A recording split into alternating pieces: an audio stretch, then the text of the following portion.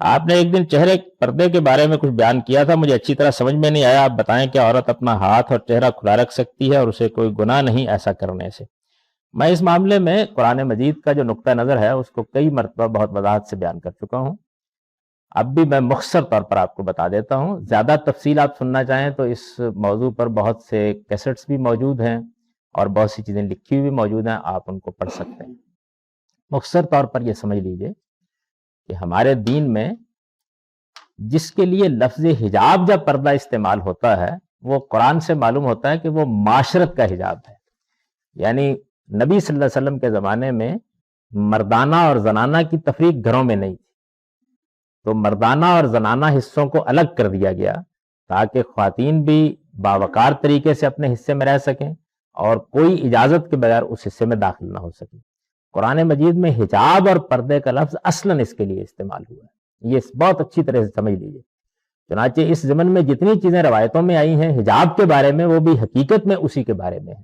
یہ جو کہا جاتا ہے کہ اس کے بعد کہ حجاب نازل ہو گیا، یا قرآن مجید میں ہے کہ فَصْلُهُنَّ مِنْ وَرَائِ حجاب، تو یہ سارا در حقیقت وہ پردہ ہے کہ جو پردہ مردانہ اور زنانہ حصوں میں کر دیا گیا. گویا اسلام نے یہ معاشرت قائم کی کہ ایسا نہیں ہونا چاہیے کہ گھروں کے اندر جس کا جی چاہے درانہ چلا آئے، بلکہ جس کو آنا ہے اجازت لے کے آئے. مردانہ حصے میں مرد بیٹھیں، خواتین کے حصے میں خواتین رہیں. اگر ملنے ملانے کا معاملہ ہو تو اس کے لیے استیناس کا لفظ قرآن نے استعمال کیا، نہیں پہلے تعارف ہو، اجازت ہو، پھر اس کے بعد آدمی جائے. جس طرح کے دیہات میں آپ نے دیکھا گھر اس طریقے سے ہوتے ہیں جس کا جی چاہے وہ چلا جاتا ہے اس کے اندر، تو اس چیز کو اسلام نے ختم کیا. پہلی بات تو یہ جان لیجیے. دوسری چیز یہ ہے کہ اگر کوئی آدمی اجازت لے کے جاتا ہے، یعنی جہاں گھر والے چاہتے ہیں کہ وہ آ جائے، بیٹھے آ کے، گھر بھی ہو سکتا ہے. قرآن نے اصطلاح استعمال کی بیوت غیر مسکونہ، وہ جگہیں بھی ہو سکتی ہیں جن میں کوئی خواتین کام کرتی ہیں یا مرد کام کرتے ہیں، جیسے کوئی دفاتر ہیں یا کوئی ہوٹل ہیں یا کوئی اسپتال ہیں یا کوئی تعلیم گاہیں ہیں. ان تمام کو بھی قرآن نے سامنے رکھ کر چند ہدایات دی. وہی ہدایات ہیں جو دین ہے اصل میں. ان میں یہ بتایا گیا ہے کہ مرد بھی ایسے موقعوں کے اوپر جب وہ خواتین سے ملیں، یا خواتین ایسے موقعوں کے اوپر غض بصر سے کام لیں، یعنی وہ اپنی نگاہوں کو پست رکھیں، اپنی نگاہوں میں حیا پیدا کریں. وہ ایسی نگاہیں ہونی چاہیے کہ جیسے آدمی کی اپنے محرم معزہ کی طرف ہوتی ہیں، پاکیزہ اور اچھی نگاہیں. دوسری ہدایت یہ کی گئی کہ شرم کی جگہوں کی دونوں حفاظت کریں.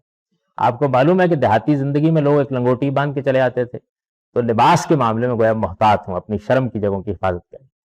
تیسری ہدایت خواتین کو یہ کی گئی کہ وہ اپنی چھپی ہوئی زینتوں کو ظاہر نہ کریں، اور جو ظاہر ہیں ان کے بارے میں تردد نہ کریں. لا یبدین زینتہن الا ما ظہر منہا. اب ظاہر ہے کہ اس میں جو خاتون زیر بحث ہے وہ عرب خاتون ہے. قرآن مجید نے وہاں جن مسلمان خواتین کو خطاب کیا ہے ان پر الف لام عہد کا ہے، یعنی ان مسلمان خواتین سے کہہ دیجیے.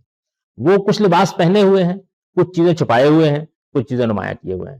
وہ کیا چھپائے ہوئے ہیں اور وہ کیا نمایاں کیے ہوئے ہیں وہ قرآن سے بھی معلوم ہو جاتا ہے، عرب کی تاریخ سے بھی بالکل واضح طور پر معلوم ہو جاتا ہے. یعنی عرب خواتین کا طریقہ یہ تھا کہ وہ عام طور پر شریف زادیاں جو عرب میں تھیں، ان کا طریقہ یہ تھا کہ وہ پورا لباس پہنتی تھی عام طور پر، اور اپنے دوپٹے سروں کے اوپر لے کر پیچھے کی جانب ان کو لٹکا لیتی تھی.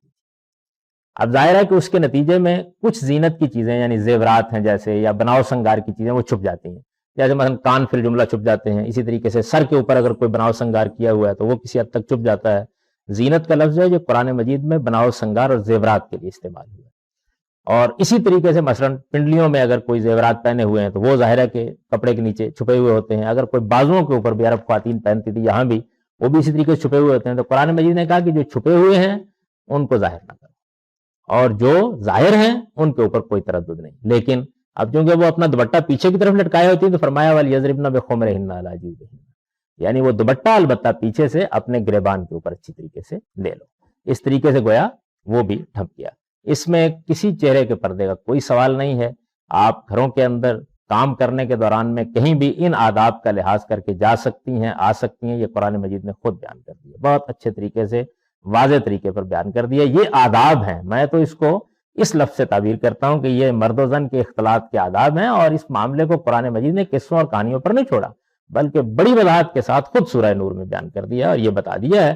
اس میں ظاہر ہے کہ ہر آدمی اندازہ کر سکتا ہے کہ کتنے پاکیزہ احکام دیے گئے ہیں. آپ جائیں تو اجازت لے کے جائیں، آپ جب تک تعارف پیدا نہ کریں اندر نہ جائیں. پھر اس کے بعد کچھ سوالات جو پیدا ہوئے ان کے جوابات بھی دے دیے گئے. مثلا یہ کہہ دیا گیا ہے کہ بڑی بوڑھیاں جو ہیں، جو خواتین ایک عمر سے گزر چکی ہوتی ہیں، وہ اگر اپنا دوپٹہ اتار دیں اور وہ اس طریقے سے گریبان پر بھی نہ لیں، تو اگر وہ زینتوں کی نمائش کرنے کے داعیات نہیں رکھتے تو کوئی حرج کی بات نہیں ہے، لیکن ان کو بھی یہ کہا گیا کہ اگر وہ لیے رکھیں تو ان کے لیے زیادہ بہتر ہے، یہ بتا دیا گیا۔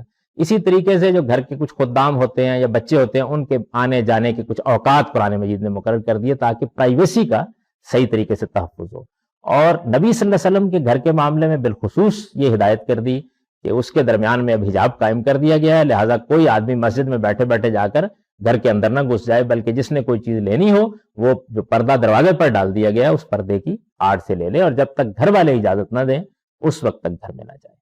یہ سمجھ لینا چاہیے بہت اچھے طریقے سے۔ عرب خواتین جو تھیں جن کو یہاں مخاطب کیا گیا ہے اور جن کے جو کچھ آداب تھے ان کو رکھ کر آگے ان کو شریعت بتائی گئی ہے، وہ تو ہے ہی جو وہ معروفات اپنائے ہوئے تھیں، انہی کے ضمن میں ہمیں یہ بھی بتایا گیا کہ جب وہ باہر نکلتی تھیں تو عام طور پر ایک بڑی چادر لے لیتی تھی اپنے اوپر، بالعموم بڑی چادر لے لیتی تھی۔